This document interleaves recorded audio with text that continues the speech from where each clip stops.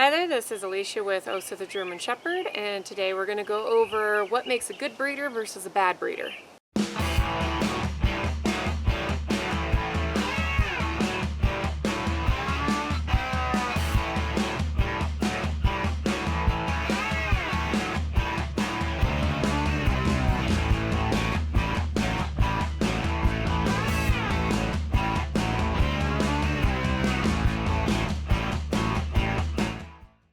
I know it's been a while since I got home in Colorado. I've just been completely busy between finding a part-time job, taking care of the kid, taking care of Osa, the farm animals, gardening.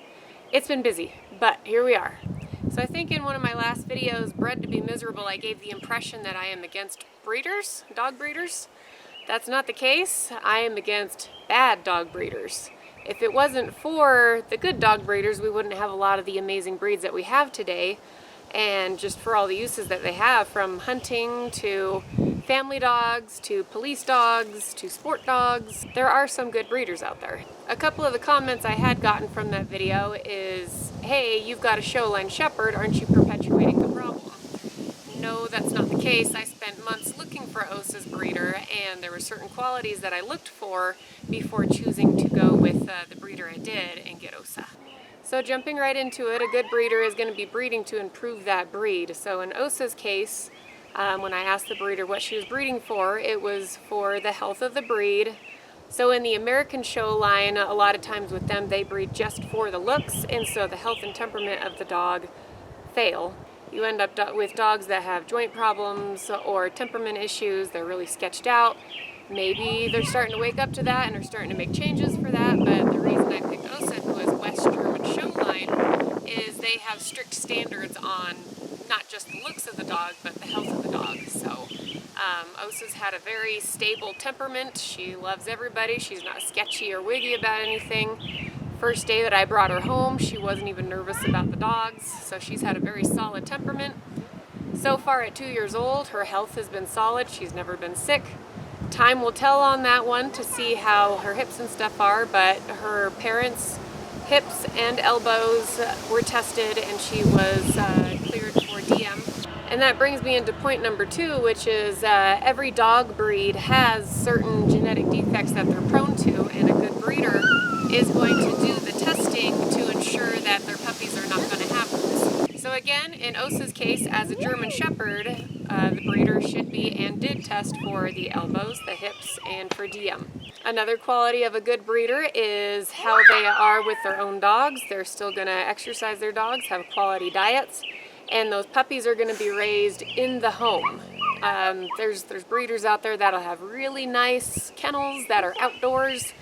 But then when you think about it, that means that puppy's been raised in an outdoor kennel where it just hears barking all day, and that's not a good environment. You want a puppy that's been raised in the home where they've been around and exposed to just the noises and sounds and smells of a house, because likely they're going to a home where they're going to be in a house, so they need that exposure.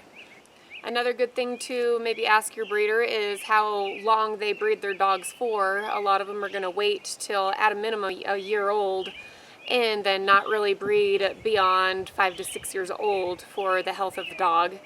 And some adopt them out after that, or there are some breeders that'll just hold on to the dog. A good breeder is going to take their dogs back. There's the argument that breeders are the problem for all the dogs in the shelters, they should be stopped. No, that's the bad breeders, that if you're seeing purebred dogs in the kennels in the shelters, that dog's not supposed to be there. Good dog breeders have it in their contract that if for whatever reason you can't keep the dog, they want the dog back and they will find that dog a new home. So in Osa's case, the breeder requires all of her dogs be microchipped, not just with the owner's name, but with her as a backup name, which some owners have a problem with, but it came in handy. There was an instance where she got a call from a shelter that, they scanned the chip. They couldn't get a hold of the owner, but they got a hold of the breeder, and she was able to get the dog out of the shelter and be able to rehome that. I'm not sure if she rehomed the dog or if she was able to get in touch with the owner and get the dog back to the owners. And even a bonus on that note is if they also foster dogs of that breed. I've ran into this too, where I was at a vet clinic and there was a lady that had Boston Terriers. So one was one of her breeding dogs, one was a foster dog that she was taking to get checked out. And I loved what she said, where she's just like, yeah, I figure if you're willing to put dogs out there, you should be willing to take them in too and find good homes for them. So I had a lot of respect for that. A good breeder's also not going to hide anything from you. You should be more than welcome to go over, meet the mom and the dad of the puppy that you're interested in. They should be able to show you where the puppies are raised. If you have somebody saying that they'll meet you part way or something, and they're a little wishy-washy about you actually going to the home, then run away, stay away. That's a bad breeder. That's a common characteristic with the puppy mills, is where you can't go and see the mom and the dad, and they prefer to meet you somewhere. So just don't do that. I'd recommend you're able to go and see the parents. And with Osa, I was able to go early and actually see the puppy, see her litter, and pick her out from the litter. She was, when I went to go pick her out, she was the one puppy that wasn't distracted and running around, and she wanted to come and see me. And it turns out that little personality quirk, she likes to see everybody. So I don't know if some of you may remember my video where she ended up almost getting taken with somebody else because my husband was walking her and she got ahead of him and was sitting near the road. Somebody pulled up and saw her. They didn't see my husband.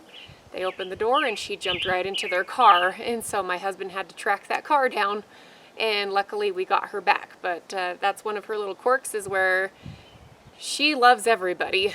A breeder will also never let a puppy go before 8 weeks old. There's actually a lot of people who work heavily with dogs that are saying you should actually wait till more like 10 to 12 weeks, because that's when they really get to interact with their litter and learn some good social skills. But if you have somebody trying to sell you a puppy before 8 weeks old, again, not a good thing. I guess here in Colorado there's a strict rule that puppies are not to be sold until they hit 8 weeks old. I picked up Osa like one day before she was going to hit 8 weeks old, and my breeder was even a little bit funny about that, but was like, I guess it's okay, it's just one day. But yeah, you should not be getting a puppy until they hit at least, at a minimum, that 8 week old mark. What are we doing? And lastly, most breeders are going to give you some sort of health guarantee. So usually it's up to a 2-year health guarantee for that dog.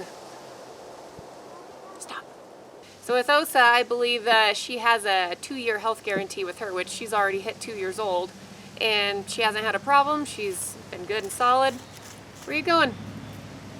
So as far as Osa goes, on a whole, I think that I picked a good breeder. She's had perfectly good health so far. Again, time will tell to see if she develops any problems. I've got her on a good diet. She hasn't had any allergies. She hasn't had any health issues. She never even got sick. She has had a very solid temperament, has been great with kids, great with people, great with dogs. So ultimately, if you're after a shelter dog, that's great. I think a lot of people like to feel like they're saving and rescuing a dog, and that's totally great. In my viewpoint, that's where a lot of those poorly bred dogs from these bad breeders end up, so you don't know what you're going to end up with temperament or with health. There are dogs in the shelters that can be used for sport work or even police work, but it's just not a guarantee, and that's where a lot of people go to breeders that are breeding for that specific purpose. So a shelter dog is great if that's the path you want to choose. I wanted to know what I was getting, and so I chose to go through a breeder.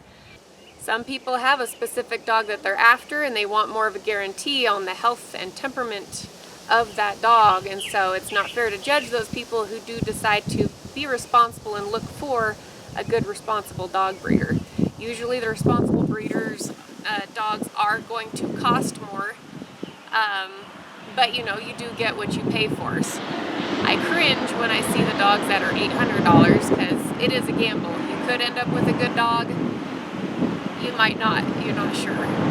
But that about does it for this video. Hopefully I can get on some sort of routine for these videos to where I can pop them out a little bit more regularly. Right now the shorts have been a little bit easier to do, but we will hopefully see you in the next video.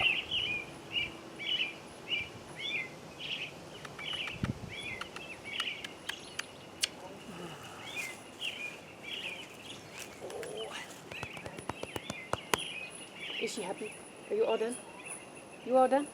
Are you ready? Are we good? Are we good?